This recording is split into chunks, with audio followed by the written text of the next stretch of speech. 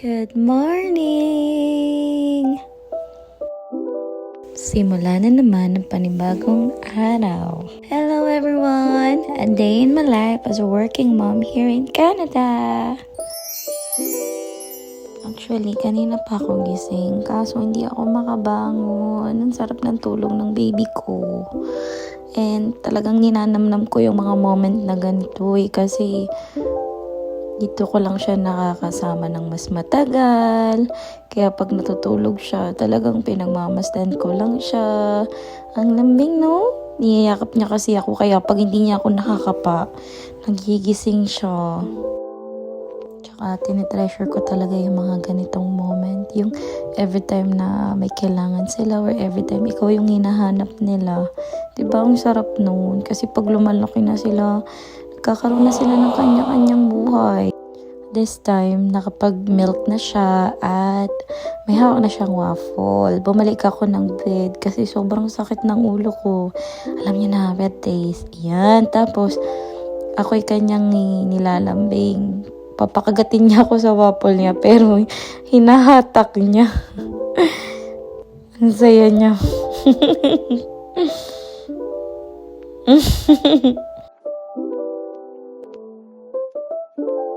Ang kulit lang, tuwa siya. Tapos nahuli ko, nakakagat din ako. Ano kala mo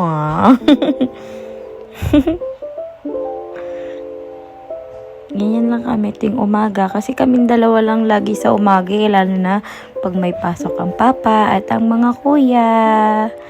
Kaming dalawa lang naiiwan sa bahay. Ang cute. Ang cute talaga, grabe. Pinapaka-flex niya pa ang kanyang waffle. Tapos sabi ko, babay na siya. Bye! Ayan na nga, ako ay nakaligo na rin. Dahil, yan na naman, tayo ay papasok na sa work.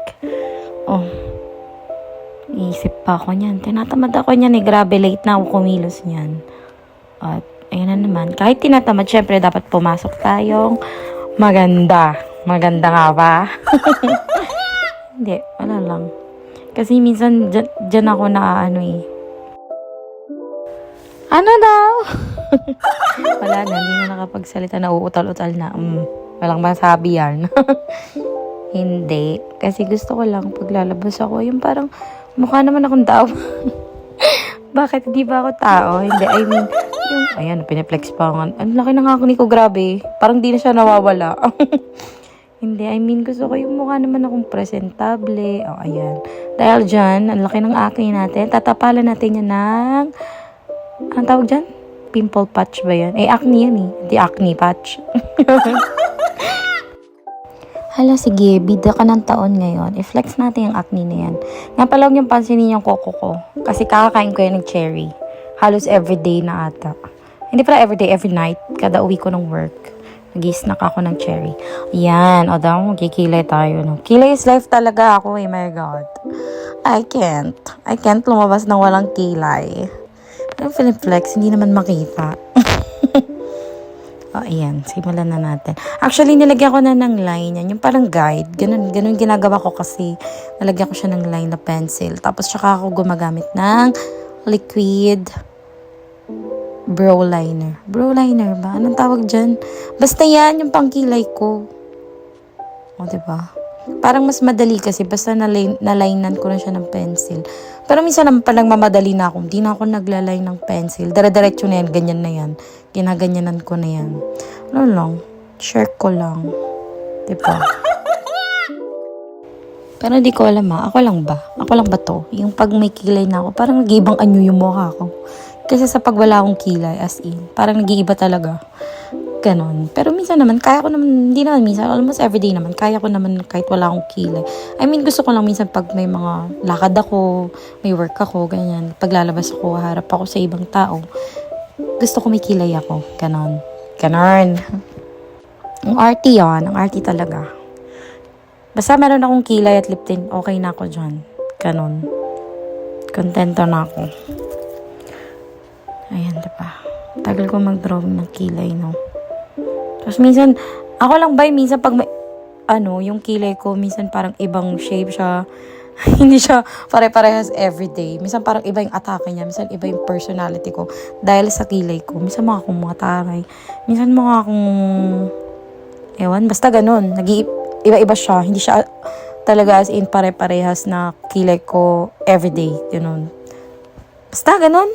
Ang hirap no. May naiintindihan niyo ba? Ang gulo ko. Ilang tagal matapos, te. Tapos na yung oras mo, te. Late ka na nga kumilos. Tagal mo pa magkilay. O, next. O, kabila naman. Ang bilis, no? Nagawa na yung kabila, no? Hindi, syempre, ginawa ko na muna. Tagal, eh. O, ayan. O, ganda-ganda ora siya. O, next. Naglalagay ako ng moisturizer. Kasi dito sa Canada, grabe. Pag hindi ako naglalagay ng moisturizer, yung pakiramdam ng skin ko, nagta-tighten siya. Tapos makati na mahapte. Grabe. Sobrang lakas makadry dito. Promise. Moisturizer is a must talaga. Sa body, sa hand, sa face. Grabe. Oh, ayan, daming explain. Oh, ngayon naman, gumamit ako ng illuminator. Illuminator ba yun? Basta ganun. Yan. Diyan lang naman ako naglalagay sa cheeks. Kasi gusto ko yung parang may kintab effect. Alam, daming tatrabaho lang naman. Bakit bawal ba? May rules ba? May batas ba na bawal ka mag-ayos? Hindi, charot lang. And then next time, lip tint. Hindi pala lip tint, cheek tint pala. Nilalagay ko kasi sa cheeks diba? Adi sa cheek tint. Yan. Okay lang yan. Kala nyo lang parang palang-pala lang yan. Pero hindi. Talaga, as in. Lalo na pag pinatungan ko yan ng cream. Diba? Magla-light na yan. Parang mawawala nga siya pag nilalagay ko. Pero ang gusto ko kasi, kaya ko yan kinagawa before ako maglagay ng BB cream or foundation or anything. Kasi para siya, parang natural na natural yung effect niya. Ganun. Diba? Pretty yarn. Pretty yan kagigil. Next natin, ayan, mag-blower na tayo ng hair. Dito talaga, hindi ka mag-blower ng hair mo. Kasi pag lumabas ka, tapos ang lamig sa labas, ang tigas niyan, tapos masakit sa ulo, promise. Kasi basang-basa yung hair mo, tapos sobrang lamig. Ang sakit sa ulo. Pwede kang magkasipon, ganun, kasakit. Lalo na kung magtatagal ka sa labas. Blower is a must talaga. Kailangan mag-blower ka. Hindi lang yan kaartehan, kaekekan. Kailangan talaga. Dami explanation. Siguro pag nagbo-blower ako ng hair ko, di ba ang haba ng hair ko, nagpas 5 minutes yon. O yan, paalis na tayo. Punta na ng work. Work na naman. Nakakapangina nung pagpapunta ka na sa work. Parang ang daming sasakit sa'yo. Ayan, nasa lakar na tayo. Sabi ko, tita, hi ka naman sa vlog ko. Ay, yan si tita. Para kaming niyan. Para kaming kambal sa height niyan. Alam, bilis. Break time ko na. Yan, flex ko lang yung mogo-mogo na binigay ni tita. Thank you! Wala, parang tango. Tinry ko lang yung mag-open ng locker. Ba't saan ako nakatingin? Yan, kukuha ko ng jacket kasi giniginawa ko. Tsaka sumasakit na yung ulo ko niyan. Red days nga yun, di ba? Sakit na ng ulo ko niyan.